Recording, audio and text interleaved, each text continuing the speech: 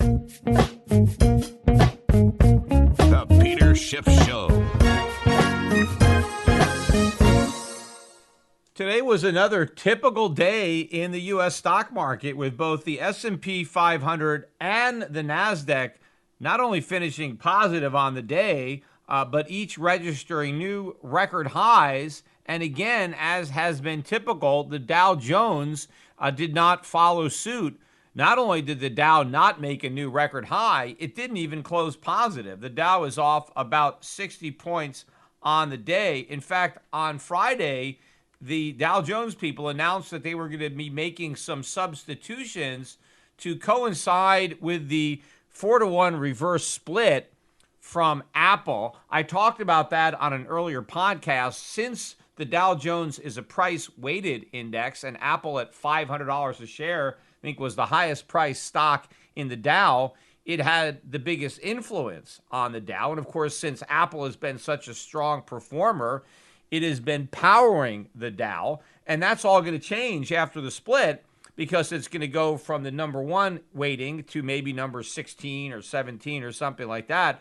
So the people at Dow Jones want to make sure that they maintain the momentum. So what they're doing is they're making some substitutions. So they're kicking out ExxonMobil, Pfizer, and Raytheon, and they're adding Salesforce.com, Amgen, and Honeywell. And they're hoping, I think, that these new additions will provide some extra oomph to the Dow Jones. Now, clearly, they're getting rid of an energy stock, ExxonMobil. Now, that leaves Chevron as the only oil company in the Dow 30. Personally, I take that as a bullish sign for energy stocks. I think people are underinvested in energy. People really have no idea how much higher oil prices are headed. I think they're headed ultimately a lot higher. And so I think that this is a good contrarian indicator that Dow Jones people think that one oil company is enough. And so they're getting rid of the weaker of the two, right? They kept Chevron, which has been a stronger stock, which is, another reason why the Dow Jones is not maybe that good a historical benchmark of the performance of the stocks, because they constantly change the index. They kick out the weaker performers. So it's more of like a managed fund than it's just a static index. It's so because things change. And I think that's why they're kicking out Pfizer and replacing it with Amgen, because Amgen is more biotech, biopharma than straight drugs like Pfizer is. So I think they look at Amgen as having better growth prospects than Pfizer. Maybe they're making a similar call in the substitution of Honeywell for Raytheon, although that doesn't seem to be as significant a change as, let's see, going from ExxonMobil to Salesforce, because you're going from an old school, oil and gas company to basically a cloud software seller in Salesforce. So clearly that's the one that they really wanted to get in there to help offset the reduction of the influence of Apple. But again, further moving the Dow Jones away from the industrials, towards technology. Although the star of the day in the stock market was Facebook. Facebook was up 3.6%. A new record high in Facebook. We're at $280.82. The news that drove Facebook higher is actually bad news for Main Street once again, that Facebook is going to be adding some new e-commerce features on both its main Facebook page and on Instagram, making it easier for Facebook and Instagram users to shop on the Facebook and Instagram apps. Now, initially, you might think, oh, well, is this going to be bad for Amazon, right? They're going to compete with Amazon. Well, Amazon doesn't care. I mean, Amazon shareholders bid up Amazon. It was up another 1.22%. Not a new record high for Amazon, but pretty close. I mean, $3,346.49. No, I don't think Amazon shareholders are worried. The people who should be worried are the mom and pops on Main Street that are just having a harder time competing, especially in this day of COVID with all the extra restrictions that don't nearly impact the online retailers as much. So this is just more evidence that more of Americans are going to be buying stuff online whether it's at Amazon or now Facebook or Instagram. And that means fewer Americans are going to be buying stuff from their local stores, which is bad news for these stores, for the communities, for the tax base, and certainly for the people who work there. Again, that is why we continue to see this divergence between what's happening in the real economy on Main Street and what it is happening on Wall Street. More evidence, again, of that came out with some of the numbers that came out today. Consumer confidence for August unexpectedly dropped.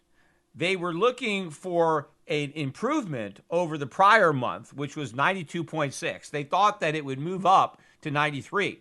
Well, first of all, they downwardly revised the July number from 92.6 to 91.7. So consumers a little bit less confident than was originally thought. But the expectation that they would get more confident in August was completely wrong because confidence tanked down to 84.8. I think that's a new 6-year low. So if you think there's a V-shaped recovery, clearly the consumers aren't sensing that because they are less optimistic now than at any point in the last 6 years. But if you look at the new home sales number, that blew away estimates. In fact, they upwardly revised the June number, which was initially reported as 776,000. They moved that up to 791.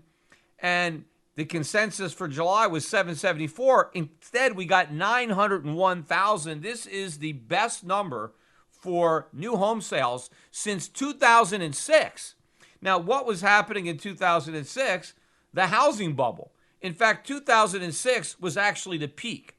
That's when housing prices actually peaked, was 2006, maybe even 2005. 2005, 2006 was when the market peaked, and you had a lot of sales, and 2007 is when the market imploded, and then 2008 is when that implosion resulted in the financial crisis. But you have to go all the way back to the bubble days of that big housing bubble to find a month where we had this many new home sales. Now, is this because the economy is booming? No, again, it's got nothing to do with a booming economy. In fact, one of the reasons that so many new homes are being bought is because the economy is so weak that mortgage rates are down at 2.5%. I mean, you can get a 30-year fixed rate conforming loan at 2.5% fixed for 30 years. They are giving people money to buy homes. Because remember, you can still deduct your mortgage interest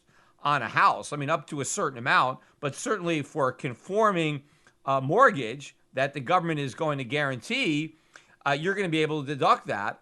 And so the net after-tax cost of the money is below 2%.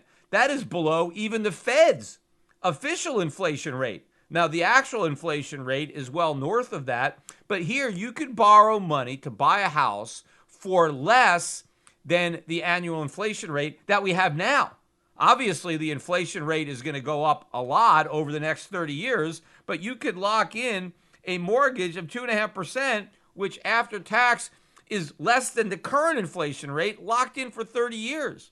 So this is a great trade. I mean, anybody who is going out and taking out a 30-year fixed rate mortgage at 2.5% is going to make a fortune on the mortgage, right? Because they're going to borrow this money today and they're going to use it to buy a real asset like a house.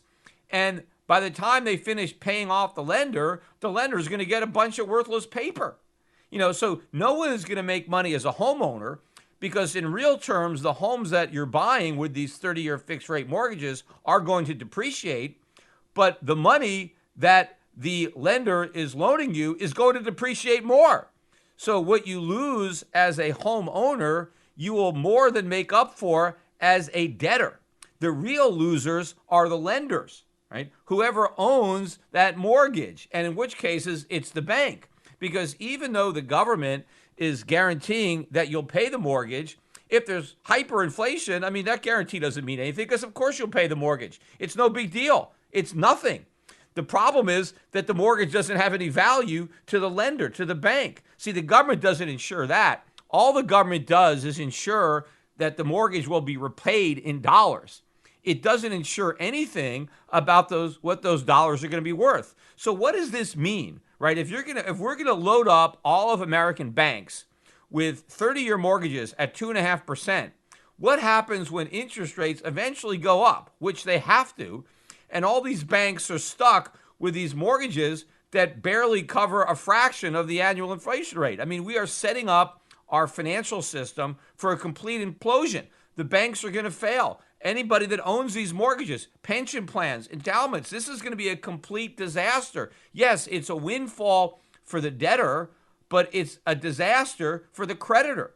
And a lot of Americans are creditors that don't even know it, but our whole financial system is going to implode like a house of cards because of these low mortgages.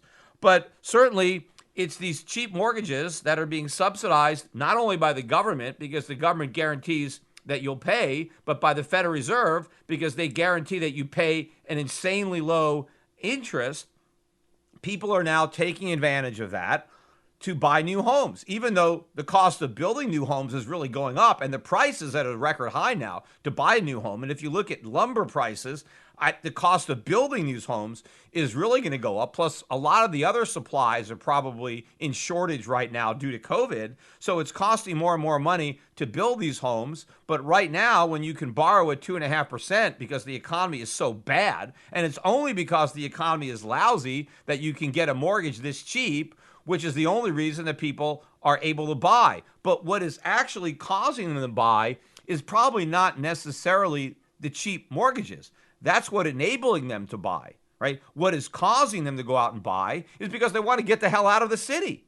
That's why, because the economy there is so bad, because the crime is so high, because now they can work from home, and so they no longer have to live in the city. And why would they want to with all the crime and all the increasing taxes? And they need more space. They're working from home and they're living in a 2-bedroom, 3-bedroom apartment, and they got kids who aren't even going to school, who are stuck at home as well.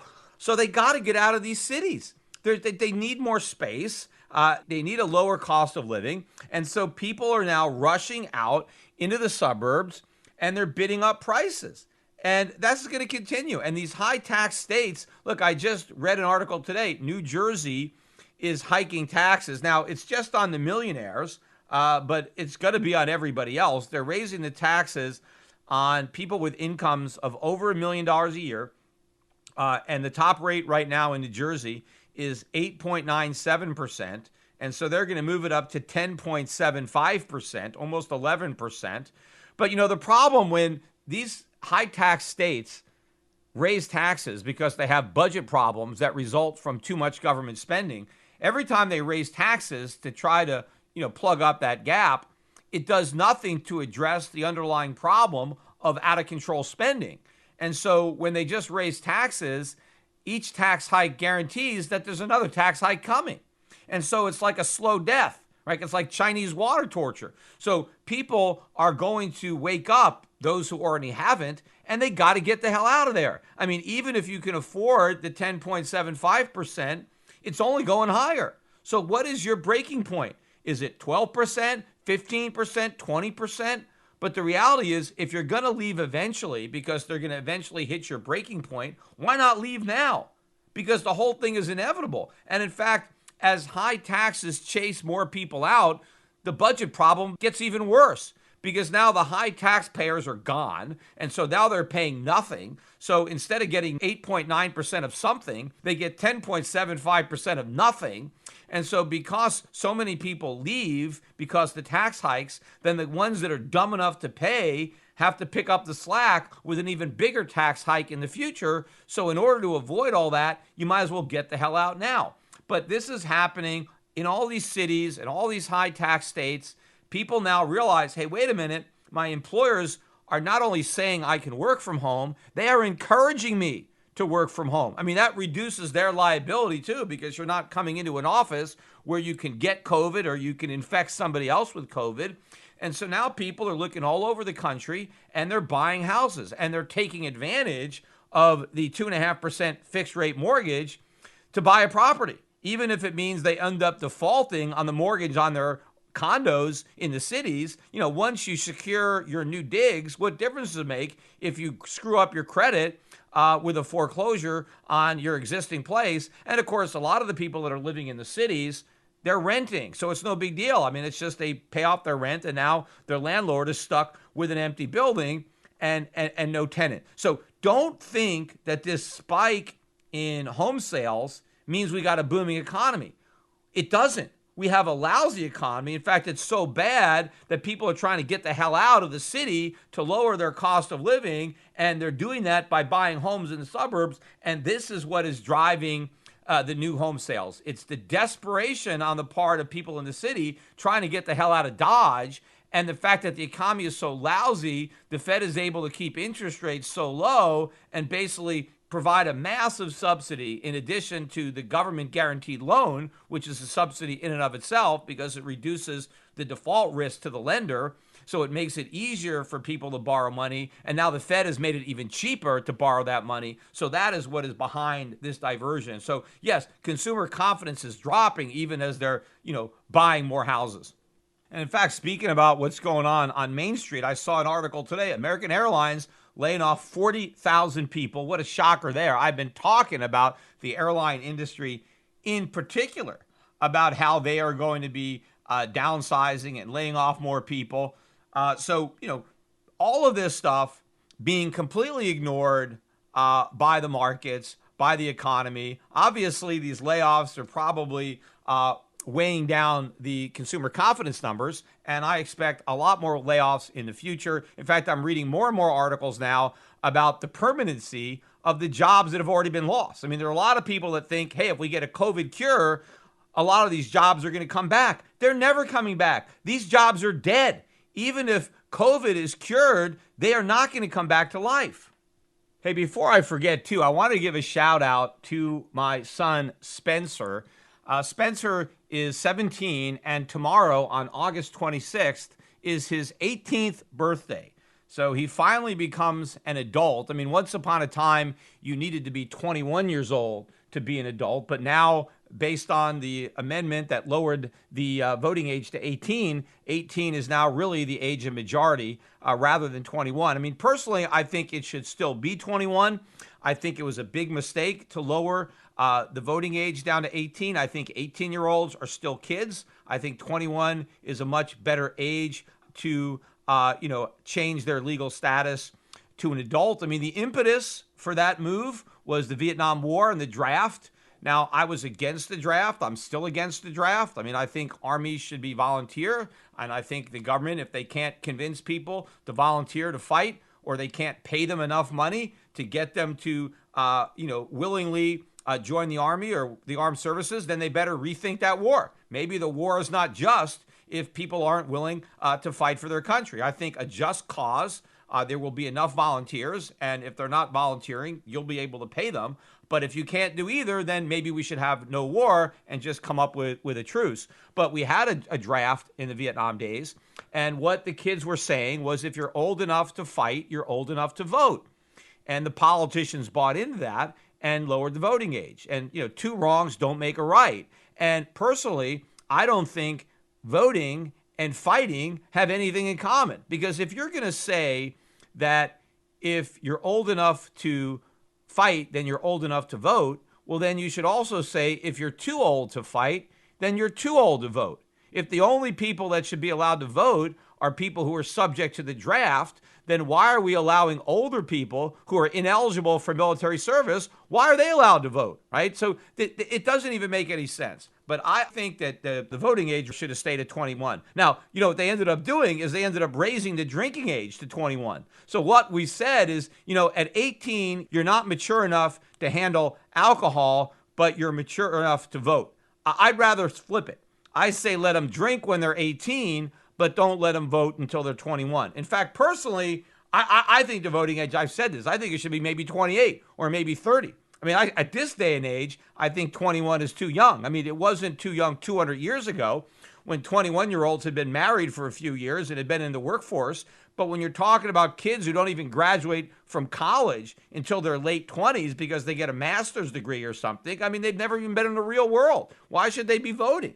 But in any event, Spencer is going to be able to vote. He's turning 18. I just wanted to say happy birthday. I know he listens to my podcast, and a lot of you guys have been following him on Twitter. He now has 13,000 Twitter followers.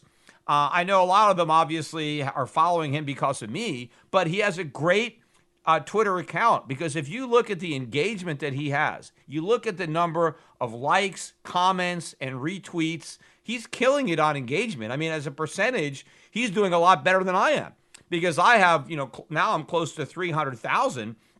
But if you compare the percentage of my people who like and retweet, I mean, and I have a great engagement rate on my own relative to the average, but he's even better than me. So he's obviously putting out a lot of thoughtful, insightful tweets that are resulting in a lot of people liking and retweeting and commenting on his Twitter page. So it's Spencer Schiff. And if you're not now following him, well, follow him for his birthday, which is tomorrow, and we'll see how many new followers he can get. I mean, there's no reason that he can't have a lot more than 13,000, which is not that bad for a 18-year-old, or he will be 18 tomorrow. Also, the Jackson Hole Symposium that's sponsored by the Federal Reserve, it's always a big deal because you get the Fed chairman speaking. This is going to be the first year that it goes virtual, and it's going to be on the 27th and the 28th. The 27th is when Powell is supposed to speak, and the rumors are that he is going to announce some type of significant change in the Fed's policy with respect to inflation. Obviously, what they're going to do is they're going to be opening up the door to more inflation. And of course, that door is open anyway, whether the Fed wants to pretend that they're doing it voluntarily or not. That's what's going to happen. But, the ridiculous part about the whole argument is that if you read some of this stuff, and I'll speak more about it after we actually hear Powell's talk, but they're saying that the Fed is pointing out the low amount of inflation. And again, they're misdefining it. They're talking about consumer prices. So let's just say consumer prices. But the Fed is saying the reason that consumer prices aren't rising fast enough is because we have a weak economy. And to an extent, that was true in that, initially we had a big collapse in demand, and so prices went down. And as I pointed out in my last podcast, eventually the collapse in supply is going to mean that prices are going to be much higher, even with reduced demand. But the idea that prices coming down when the economy is weak is a bad thing is wrong. It's a good thing. It's better that prices come down, because if the economy is weak, if people are losing their jobs or don't have as much money, isn't it helpful that prices come down a bit, that the cost of living comes down? It's like a little crutch. It's like a counterbalance. Yes, the economy is weak, but at least I can buy some stuff for less money than I had to pay when the economy was strong. The Fed is pretending that prices coming down is a bad thing. But where they really stand logic on their head is the argument that, wait a minute, if a weak economy results in low increases in consumer prices, low inflation, right? Maybe if we can make inflation higher, if we can have rising consumer prices, well, that will cause the economy to get better, which makes no sense whatsoever. Just because a weak economy can cause lower prices doesn't mean higher prices will cause a strong economy. I mean, that's like saying because when it rains, the sidewalks get wet. If we pour water on the sidewalks, we'll make it rain. Of course, it doesn't work that way. Rain causes wet sidewalks, not the other way around. You can't make it rain by wetting the sidewalks, but that's what Powell thinks he can do. He thinks by making inflation higher, we can then have a strong economy. I mean, it's completely insane, but it's going to be interesting to see, how he tries to twist this kind of this nonsense in a way to make it sound like it's actually logical and makes sense. But I'm going to talk more about it after I actually hear the Fed chairman's Jackson Hole talk. So look out for that on a future podcast. Meanwhile, I want to say a quick word or a few words about Bitcoin, because Bitcoin kind of got into the news again over the last few days or so, because all of a sudden, I forget what day it was, but David Portnoy, who I've spoke about on this podcast Barstool Sports. He's, the guy that was mainly into sports, but now he's a big day trader, and he's leading a band of merry men on Robinhood, day trading stocks because they always go up. Well, the Winklevoss twins were able to get him to put some money into Bitcoin. And he also put some money into Chainlink, which is a recent high-flying altcoin. And the Bitcoin community, of course, made a big deal about this. Oh, yep, here's another person that's coming in that's buying Bitcoin. And this was all part of the big pump and dump where, they were able to, hitch a ride on gold's wagon and, get some benefit out of $2,000 gold. And then you had the ad campaign, the big buy from Grayscale, Bitcoin, Ether Trust, all these trusts, big buy on all the networks or all the financial networks, CNBC, Fox, stuff like that. They were running a lot of these ads. So you had all of this pumping going on simultaneously to pump up Bitcoin and some of the other altcoins. And Dave Portnoy was part of that pump.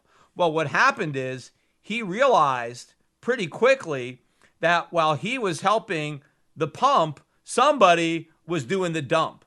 And he decided very quickly that he didn't want to be the patsy. He didn't want to be a bag holder. And so he actually made a smart trading decision to cut his losses short and run, right? Cut and run. So he announced on Twitter that he was out on Bitcoin and out on Chainlink. He took his losses and he got out and he stepped to the sideline.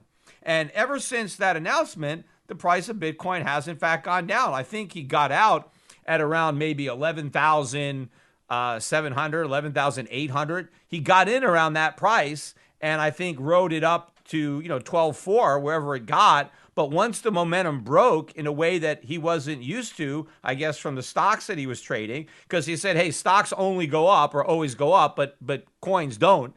So he's learned his lesson with coins. He still has to learn the lesson with stocks that they don't always go up either. But he figured it out pretty quickly. And because he sold, he has a much smaller loss now than he would have, at least on paper, had he hodled. Now, of course, the Bitcoin community is making fun of him. Hey, you don't understand. You're just a wimp. You can't handle the declines. All you got to do is hold on, and it's going to make a new high. Well, we'll see. I mean, a lot of these Bitcoiners have been conditioned. They think you can buy every dip. Well, I got to point out, we haven't made a new high in Bitcoin since 2017 when Bitcoin was at 20,000. It's at 11,300 right now. How does anybody know that it's ever going to make a new high? If it hasn't made one yet, how do people know that that wasn't the peak? I mean, there's a good chance that it was. And in fact, until we take it out, it's hard to argue that it wasn't the peak. Just because it had a big run leading up to 2017, it doesn't mean that that run hasn't ended, that was the speculative blow off top. I mean, we're still nowhere near the level of interest that we had in Bitcoin as we had back then. So I think Portnoy made the smart move to get out. I personally think the next high profile guy who's going to cut and run is going to be Paul Tudor Jones. People made a big deal about Paul Tudor Jones getting into Bitcoin. I think he did. I think he looked at it as a trader. He expected it to run with gold.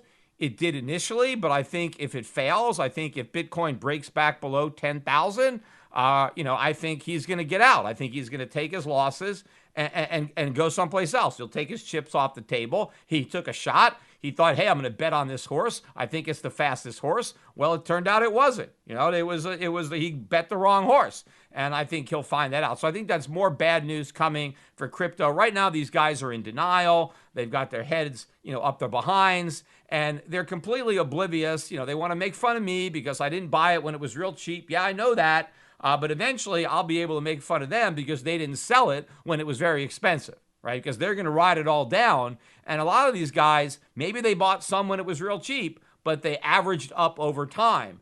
And so eventually, they're going to be way down. Even if they had some coins that they bought cheap, their average price is going to end up being much lower than their cost basis, and they're going to be in losses. But I want to talk a little bit now about politics because yesterday was the first day of the Republican National Convention.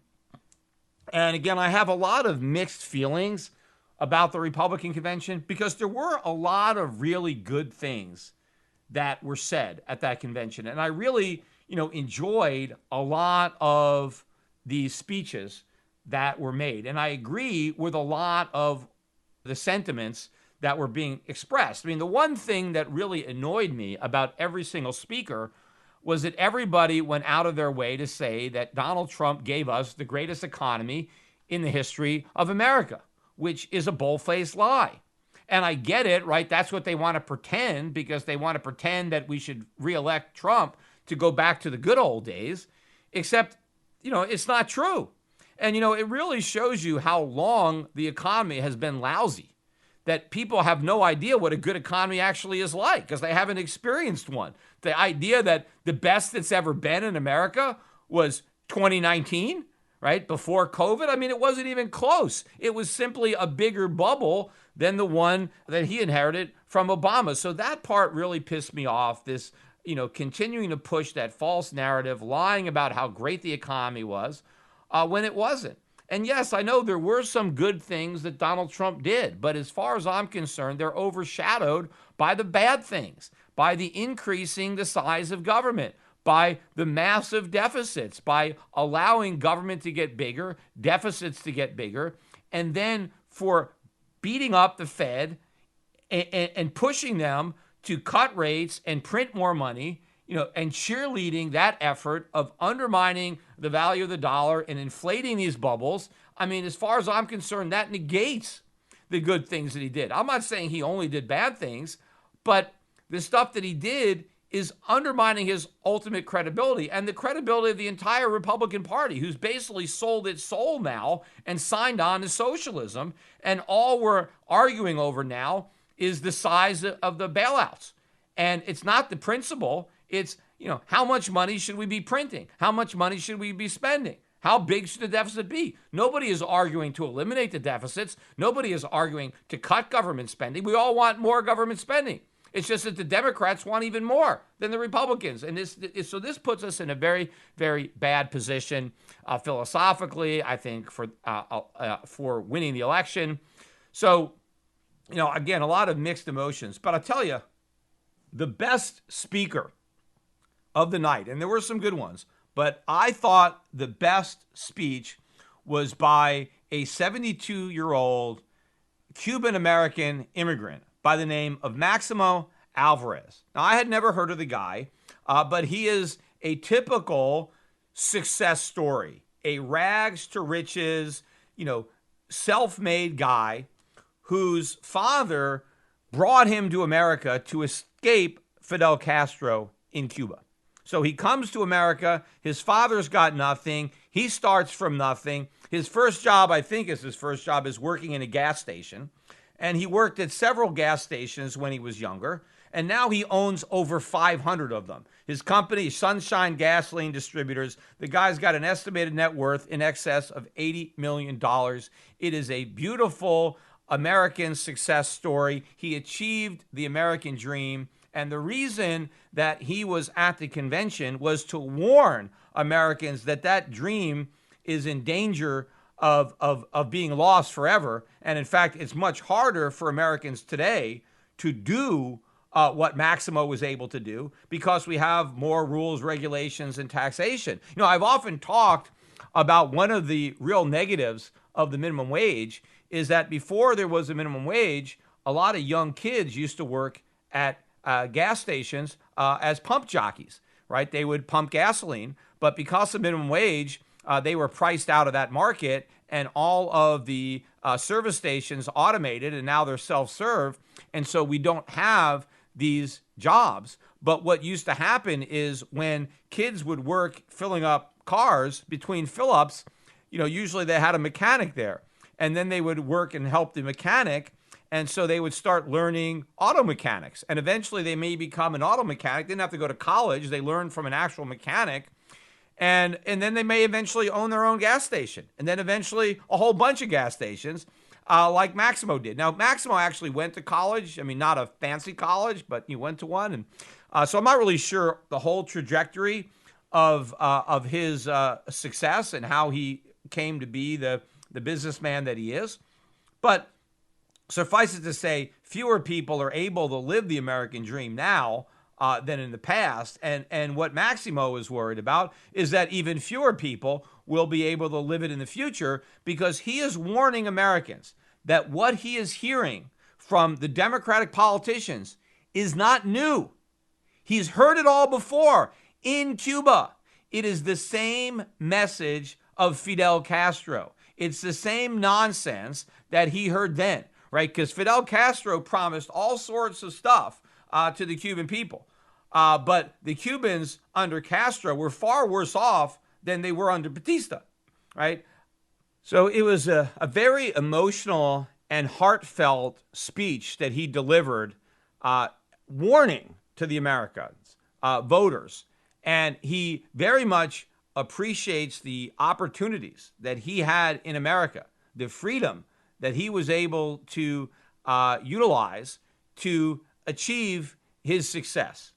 And he wants to preserve that. He wants to preserve those freedoms. And you can see that he is very, very concerned and very worried that what may happen to America may be the same thing that happened to his homeland in Cuba. I mean, he's obviously feels very badly that Castro destroyed Cuba and took, his, native country and his people and just completely destroyed it. But he doesn't want the same thing happen to America. But he thinks and he's worried that the same thing will happen to America. And he is 100% right. He's 100% to be worried about it. And I think he's right, because it may in fact happen. Because the American people aren't fundamentally different than the Cuban people. And they're just as likely to believe the lies of the socialists as they were. And so the Cubans got fooled by Castro. And now Americans are being fooled by a whole bunch of Democrats who aren't coming right out and saying they're communists. But again, Castro didn't come right out and say that. A lot of people were fooled. A lot of people in America had no idea what Cuba was going to be like under Castro. Initially, a lot of Americans thought it was a good thing that Batista was out and Castro was in. They had no idea what was in store for the Cuban people.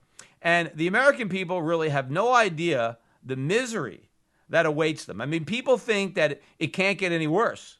And the Democrats are trying to say that, well, it can get worse because we may reelect Trump. Look, it's going to get worse even if we do reelect Trump. But it's going to get much worse if we don't. They have no idea just how bad things are going to get if we sign on to the same type of economic policies in America that already destroyed Cuba. Just as the first night of the Republican National Convention was getting underway, the second night of violence in Kenosha, Wisconsin, was also getting underway. This was sparked by the shooting of an apparently unarmed black man by two white police officers.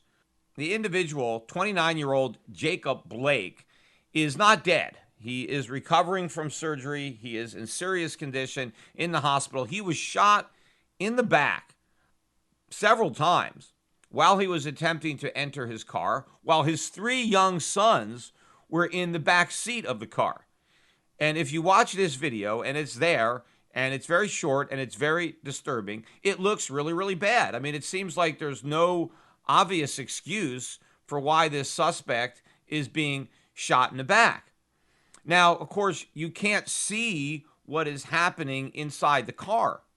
So the only valid explanation for this shooting, in my mind, would be if Blake was going for a gun. If he had a gun in the car and the officer observed that gun in Blake's hand and he had reason to believe that Blake was about to open fire on the officers, then shooting him would have been justified. And after he was shot, the officers did attempt to give him aid. They tried to save his life. So it wasn't like they wanted to make sure he was dead after he was shot. They did try to help them, but that doesn't necessarily excuse the fact that they shot him in the first place.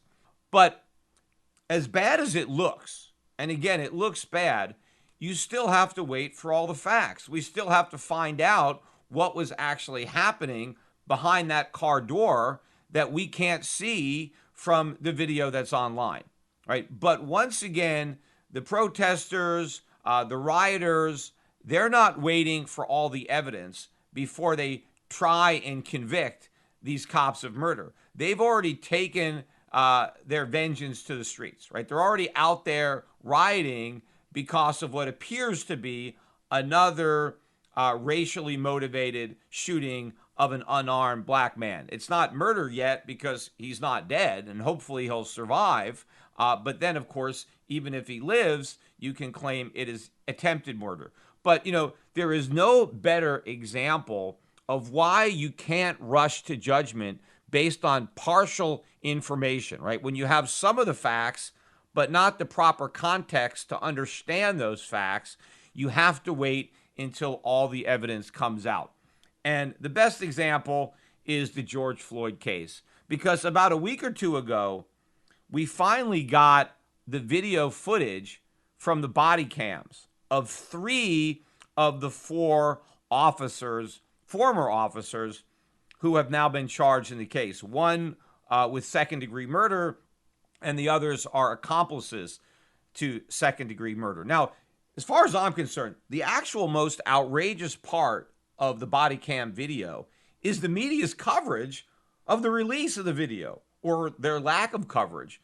Because almost everything I read or saw about this footage was that the footage confirmed the guilt of the officers and ratified or validated the narrative of racist cops murdering George Floyd. Not only did the video not do this, it actually provided pretty conclusive evidence of the opposite. It basically blows apart the narrative. Remember, the narrative here that sparked all the riots and the Black Lives Matter protests is that these racist white cops, even though one of them was black and one was Asian, murdered George Floyd because he was black. And that this murder merely confirmed the systemic racism, right, that we've always known was there. And this just exposed it, put it out in the open. And now we need an immediate policy response, right? We need action to reduce the wealth inequality that is the result of systemic racism that was now on full display with the murder of George Floyd. Except here are the 2 things that I think you can conclusively conclude once you watch the body cam. And again, don't accept my word for it. Watch it for yourself. Because after all, that's what the jury is going to do. So watch it and then come to your own conclusions. But here are the 2 conclusions that I came to. The first one is that there's absolutely nothing about the George Floyd incident that is racial, meaning that the officers were not motivated by George Floyd's race. I don't think there's any evidence to suggest that they would have acted any differently had the circumstances been identical, but George Floyd been white. In fact, not only is there no racial slurs, right, spoken by any of these officers at any time on any of these videos, but nobody even mentions George Floyd's race. It doesn't even come up. They don't even say black man. So I don't know how you can conclude that something is racially motivated when the individual's race never even comes up in conversation at any point during the video. So that's number one, that it's not racial. But number 2, what's even more important is, in my mind, the videos show that none of these 4 policemen intended to kill George Floyd. And that includes Chauvin, the guy who held his knee on Floyd's neck, right, for 9 minutes. The video does not show that Chauvin intended to kill Floyd. Even if he did, it was not intentional. And intent is a crucial element necessary to get a conviction of second-degree murder. And if Chauvin did not intend to kill Floyd, then he did not commit second-degree murder, and then the other officers cannot be accomplices to a murder that didn't take place. Now, I know just about everyone was rightly outraged, right, when they saw the cell phone video, which clearly shows Chauvin, right, he's kneeling on the neck of George Floyd. He is ignoring George Floyd's repeated pleas that he cannot breathe, right? And Chauvin keeps his knee on his neck, even though he's saying he can't breathe. And then even after Floyd becomes non-responsive, Chauvin just leaves his knee on Floyd's neck. So if you just look at that, it looks like Chauvin has deliberately murdered Floyd in plain view of multiple witnesses and knowing that the murder is being captured on video. Now, it doesn't make sense that with all these witnesses and video evidence that he would do that, but people jump to that conclusion just based on how bad it looked. But once you actually see what transpired before the cell phone video starts, then you have the entire thing in its proper context. Then you understand what happened, and more importantly, why the police, including Chauvin, acted the way they did. If you go back to the very beginning, when Floyd first encountered the police, his behavior was erratic. And in fact, it even got more erratic as the encounter progressed. The entire time, right, Floyd is resisting arrest. But if you actually look at what he's saying and doing, I don't even think that Floyd realizes that he's resisting arrest. I mean, he thinks he's cooperating, but the police keep reminding him that he's resisting. And when you watch it, it's clear that he's resisting, but it's also kind of clear that he doesn't realize it. And, you really can't help but feel sorry for George Floyd in this situation. I mean, especially knowing the final outcome. But even forgetting about the fact that he died, I mean, you can see that he doesn't realize what he's doing. And at the same time, he is complaining about all sorts of problems. He's telling the officers, and this is early on, right, that his stomach hurts, that his neck hurts, that everything hurts, right? He's in pain everywhere, right? This is long before he's on the ground with a knee on his neck. He's complaining. One of the officers actually observes that he's foaming at the mouth. And the most important complaint is that Floyd says he can't breathe. He's having trouble breathing. In fact, I think he complained to the officers that he could not breathe 6 times before he ended up on the ground with a knee on his neck. And in fact, the police, they originally struggled to get Floyd to sit in the back seat of the squad car. That's where they wanted him.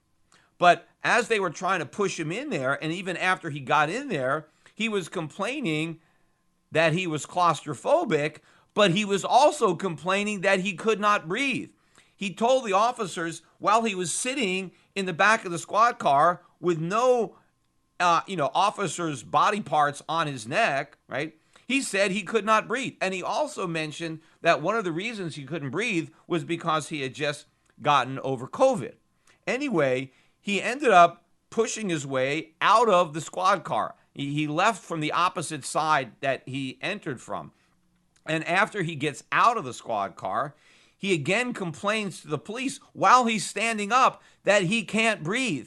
And he actually asked the police officers to put him on the ground because he could not breathe. He wanted to be on the ground. Now, you might think, okay, well, he wanted to be on the ground, but that's no excuse for Chauvin to have put his knee on his neck. Until you actually look at the Minneapolis police training materials, which the defense team has pointed out, actually contains a description, including a photo, of how to deal with an uncooperative suspect who's in handcuffs. And if you look at the picture, you'll see the suspect lying face down with his hands cuffed behind his back and the officer kneeling on his neck. So that was the proper police procedure. Now, you can argue that the police procedure was wrong and that the chief of police should have changed it sooner, who, by the way, happens to be black, the chief of police in Minneapolis.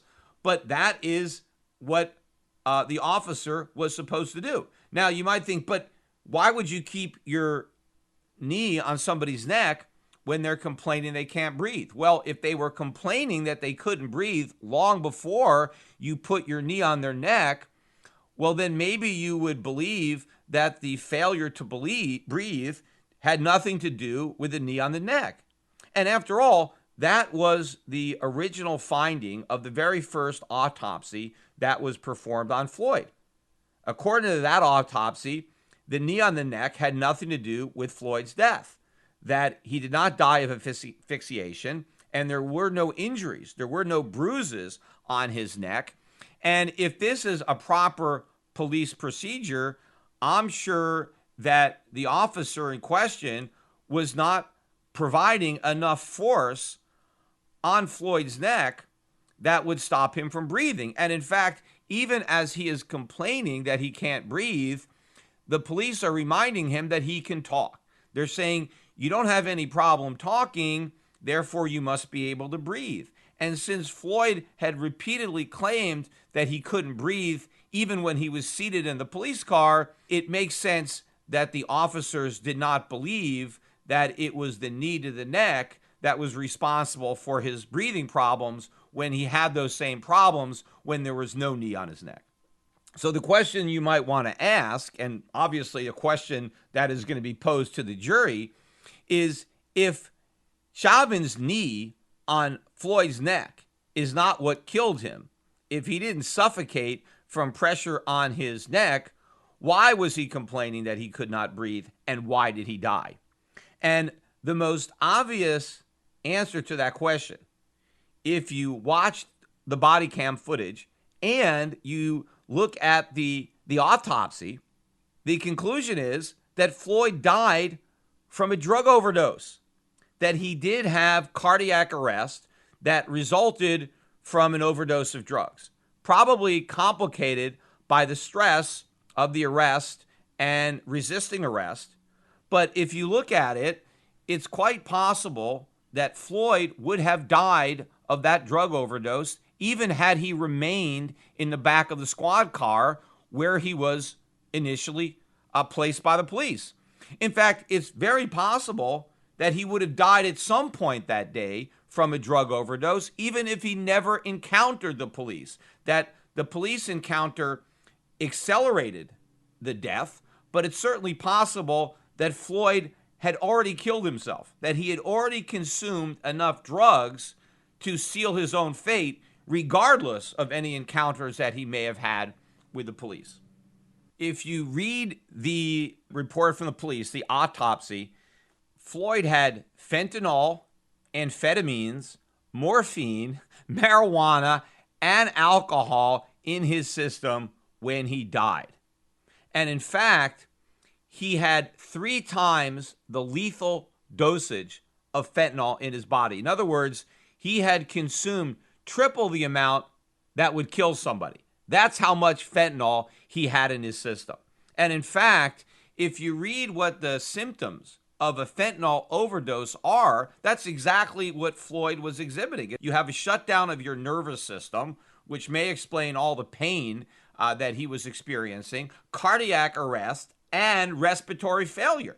So it's probably not because he couldn't breathe because of his neck. It was the effect of the fentanyl overdose that created the respiratory failure. And in fact, if you actually look at the body cam footage, you can see what appears to be a white tablet in Floyd's mouth on the back of his tongue when he was arrested, and that he eventually swallows during that initial encounter with the police. So it looks like he was actually doing drugs in the car just prior to his arrest. That's how much drugs this guy had in his system. That's why he was behaving the way he was. That's why he thought he was cooperating even as he was resisting. It was the drugs in his system that were responsible for that erratic behavior. And in addition to being on drugs, this guy had a lot of health issues. First of all, according to the autopsy, he had a severe heart disease, he had hypertension, and he even had COVID, right? I mean, he admitted that he had just gotten over COVID. He was positive for COVID. You know, had none of this been caught on video, it's likely that George Floyd's death would have just been another COVID death, right? The police would have ignored everything else and they would have said he died of COVID-19. In my opinion, the only thing that these officers did wrong in this entire encounter is that once George Floyd became non-responsive, they didn't do anything to try to revive him, right? I mean, they had already called the ambulance, so they knew an ambulance was coming. And again, if they had intended to murder him, why would they call an ambulance? I mean, clearly they didn't. But you can argue that their response to the situation once Floyd became non-responsive was negligent, that they should have acted in a better way to potentially save Floyd's life. And whether they could have done that, we have no idea. I mean, he may have had so much drugs in his system that there's nothing the officers could have done, right? His fate may have already been sealed, but we'll never know because they didn't really do anything except waiting for the paramedics. And in fact, even after the paramedics got there, you can see in the footage, because, you know, you've got the body cam footage from the officer who got into the ambulance with Floyd and who tried to help revive Floyd with CPR. But it seems like they waited an awful long time, at least a minute seemed to go by before they did anything in the back of the ambulance. Now, maybe had they acted sooner, maybe his death could have been avoided. I mean, we'll never know, right? But that's not murder, right? At best, it's manslaughter, but even that would be a stretch. And this is the problem here, because the officers have already been overcharged. What are we going to do now? What is the Minneapolis Police Department going to do now? Because if they were honest, based on this exculpatory evidence, right, which they actually had from the very beginning, clearly they had the body cam footage. I mean, it was just leaked to the public, but they had it the entire time, right? And it's exculpatory. It proves that there was no murder, right? So at a minimum, they need to drop the charges from second-degree murder to maybe manslaughter, right? But even that, I think, would be extremely difficult to prove if the officers were following the proper police procedures. Now, those procedures have since been changed, but they were in effect at the time. And if the police were not given proper training on how to react to a suspect who is this high on drugs, whose fault is that? Is it the officer's fault for not being properly trained, or the police department's fault for having not trained them properly? But the problem that they have now is if they even drop the charges to a lower charge, that's going to, result in outrage, probably more riots. But what might even be a bigger riot is, what if these guys are acquitted? Because based on this evidence, I don't see how any lawyer can lose this case, right? If you put the officers on the stand and they testify, and I think they're all going to testify because I think their testimony will exonerate them, I don't see how you get a conviction. Because remember, all they have to do, all the defense has to do, is raise reasonable doubt. They don't have to prove that the police are innocent. All they have to do is raise a reasonable doubt that maybe they're not guilty. And the body cam footage does that all by itself. The autopsy does that all by itself. You put the two together, and I don't see how you get a conviction here. So that means when they're acquitted, now there's going to be more riots. There's going to be more looting. What the left has to do, if they really want to diffuse this situation, they have to come out and admit that they were wrong, right? That they misjudged this situation. But again, they can't do that because they need this as proof of systemic racism. They built this entire movement on this lie. So now what do we have to do? I mean, do we actually have to try to find a jury that will ignore all the evidence, all the facts, and convict innocent men of murder and put them in jail just to appease a mob, just to avoid more violence and more looting? Should we ask innocent men to go to jail to maintain this farce, to maintain this false narrative? I mean, do we really need more political prisoners in the United States? But this is the predicament that we are now in. And, I would suggest, again, watching the body cam footage while it's still on YouTube. I mean, I'm kind of surprised that YouTube hasn't taken it down. And my reaction is very typical. Look at the comments. I don't care which version of this video you watch on YouTube. You look at the comments, and 90% of the comments are, "Oh my God, I had no idea. These guys aren't guilty." Even people who originally believed, right, the narrative, once they have seen the actual evidence, they have changed their mind. And there are a lot of people who are outraged. Why wasn't this shown sooner? I mean, I was led to believe something that wasn't true when the police had in their possession the entire time evidence of the truth. And they deliberately withheld this evidence to foster a false narrative, even as people were dying in the streets. Even as more people were losing their lives, including black people, were losing their lives, and the police had in their possession evidence that would have put this in its proper context and maybe would have saved those lives. But the fact that they didn't want to release the footage that would have saved lives proves, right, that black lives don't matter. Only it proves it in the opposite way that Black Lives Matter contends. Because it wasn't that Floyd's life didn't matter. It did matter. The police actually tried to save his life. Right? Maybe they could have tried harder. Maybe they could have tried better, but they did try to save his life. But the lives of other black individuals who died in the streets and of white individuals, those lives didn't matter at all to the police because they were willing to sacrifice those lives in order to push this false narrative to advance their socialist political agenda.